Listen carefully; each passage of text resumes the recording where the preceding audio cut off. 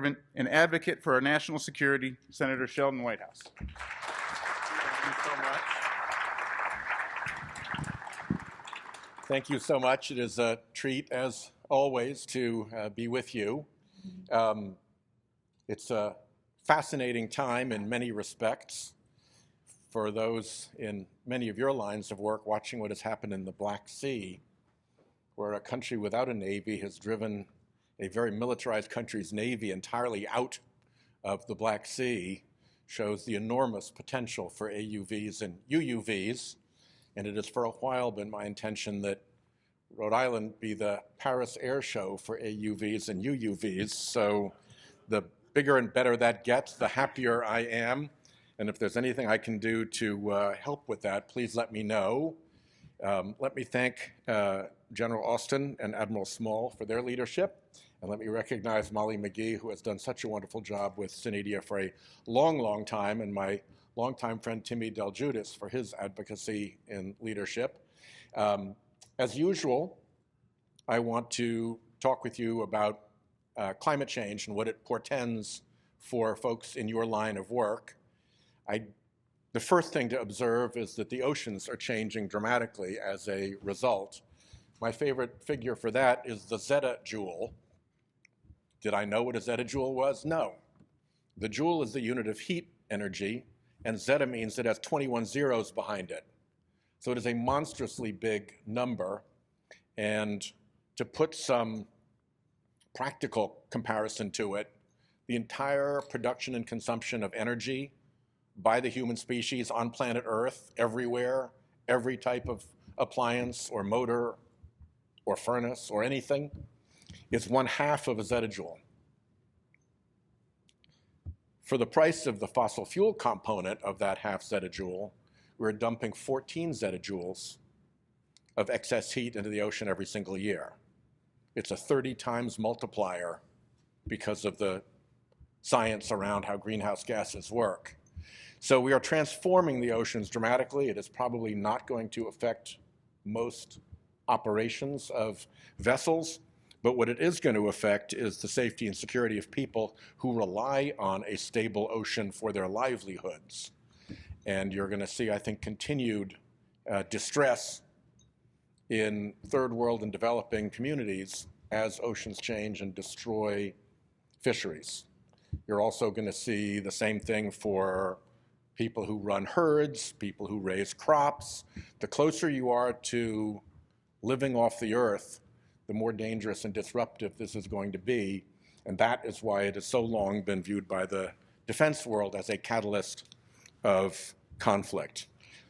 It's also starting to bear down on our economy. The Economist magazine, which is not a green publication, recently, a year ago, did a cover story containing the prediction that there was a coming $25 trillion hit to global real estate markets, which would come because climate weather extremes made weather and risk unpredictable.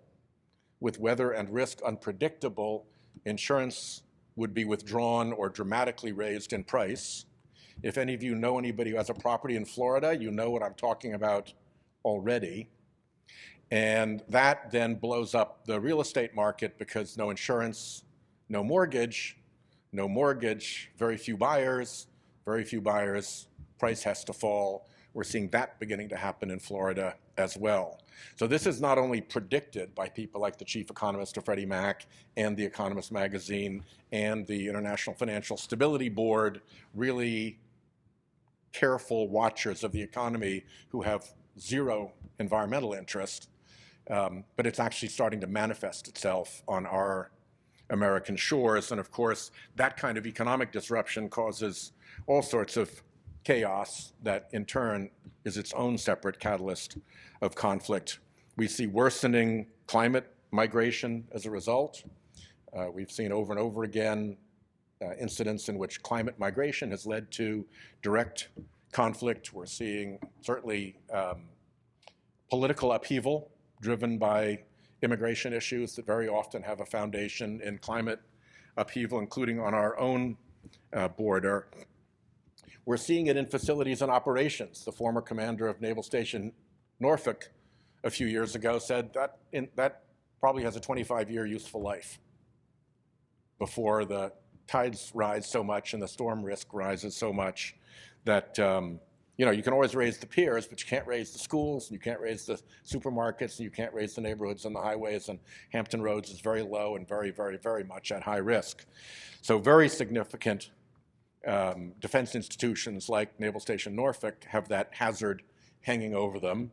On a much more small level, the drone orbits that are flown out of hot weather airports are affected by the ability to taxi through the heat and get the drone airborne in time to accomplish the orbit. So at every level, from the actual operations of specific pieces of equipment to the viability of enormous bases, we are seeing risk on the horizon, danger on the horizon. I'll close my remarks by, let me just mention one other thing, which is human operations. I went to Phoenix about 2 years ago to see how things were going out there, because they're having like 30 days at a time of over 100-degree heat in the daytime, and they're having nighttime temperatures higher than anticipated, higher than usual, which is even more disturbing to the human environment. And they pointed out, I met with the Phoenix head of emergency management, and they pointed out that what used to be done in Phoenix with a crew now gets done with probably 3 crews, maybe more. Because if you're responding to a crash on a hot day at an intersection and you have to work out of doors, or if a house is burning on a hot day and you have to work out of doors, the crew that you used to send, the team that you used to send to that, will only be able to operate for a short period of time before they become vulnerable to heat stress and heat exhaustion. So a second team has to be able to step in as soon as they step out, and then you need a third team to provide the cooling for the first team and the second team as they go. So they've had very significant personnel challenges as they've had to face the demands of working in an environment that challenges the limits of human safety and endurance. And of course, soldiers and sailors and airmen and Marines have to operate in those environments all the time. And so we're going to see similar risks to our personnel. I'll close by saying I grew up in a Foreign Service family. I don't know if you know that. I'm the grandson, son, and nephew of Foreign Service officers. And I was steeped in the proposition that America is an exceptional country, that we are better, that we are a symbol of a better life to most places in the world, and that the American dream and the example of American democracy really matters. When President Clinton said, the power of our example has always mattered more than any example of our power, I probably stole that from somebody, but it's a pretty good line, and it really rang a bell with me, because growing up, the power of our example was present everywhere my family was assigned. And while people love to do what my father called tweak the eagle's beak, everybody in the world knew that when the chips were down, America was different, America was better. The American model offered freedoms and success that were not available elsewhere, and that set a tide flowing in our favor through this entire American century that we have enjoyed. And I worry now that our failure to deal responsibly with the climate problem is going to be an argument against us that's going to be very difficult to defend, that our reputation is at stake. There are other views of what governance should be like. The Chinese have a different view of what governance should be like. Arab countries have a different view of what governance should be like. The Russians have a very different view of what governance should be like. And all around the world, little thugocracies and kleptocracies have a very different view of what government should be like. And they all have a very pronounced vested interest in putting marks on our model, because they know they are in competition with it. And we feed into that when we are irresponsible about taking care of the fossil fuel emissions that are driving the problem, something we've known about indisputably for decades, and which Congress has failed to act responsibly on for the worst of all possible reasons. Industry pressure, industry money, industry influence, all from an industry that anybody on their right mind knows has a massive conflict of interest. So we have a, I think, very significant set of risks that are associated with climate change. And I come to you today in the shadow of a decision just made by the Trump administration to close down the offshore wind construction off at Revolution Wind. As I came over the bridge to come here, you could see the ships that had come in from that work to shelter in Narragansett Harbor while they wait to see what's going to become of that stop work order. I can tell you there is no conceivable merit to that stop work order. There is no one who is advantaged by that stop work order except the people who are selling the natural gas that will create the electrons that would be displaced by the offshore wind, by the clean energy of offshore wind.